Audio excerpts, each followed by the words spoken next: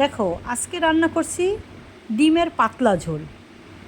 একদম সিম্পলভাবে খুব তাড়াতাড়ি করা যায়। ডিম আলুটা একদম সেদ্ধ করে নিয়েছি, 1 ইঞ্চি আদা, 2 কোয়া রসুন, একটা পেঁয়াজ, কাঁচা লঙ্কা দুটো দিয়ে পেস্ট করে নিয়েছি মিক্সার মেশিনে।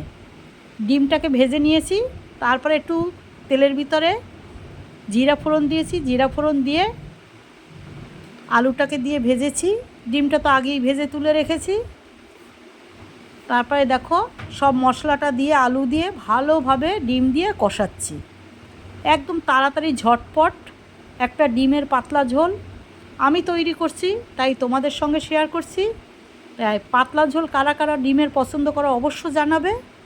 করতে একদম কম সময়ে তাড়াতাড়ি সুন্দর একটা ডিমের ঝোল থাকলে অনায়াসে ভাত, রুটি, পরোটা সবই খাওয়া যায়।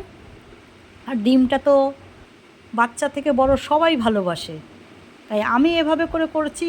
কোনো তার ভিতরে দিয়েছি জিরার গুঁড়ো, লঙ্কার গুঁড়ো, হলুদ, নুন, সে তো আছেই, সেটা তো দিতেই হবে।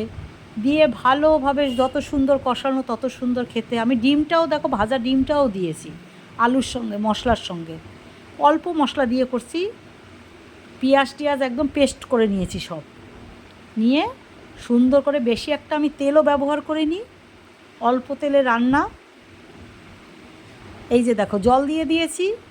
এবারে ঝোলটা যার যার মতন, যে যেরকম ঝোল খাবে সে সেরকম করে রাখবে। ফুটে উঠে নামিয়ে দিলেই হয়ে গেল ডিমের ঝোল।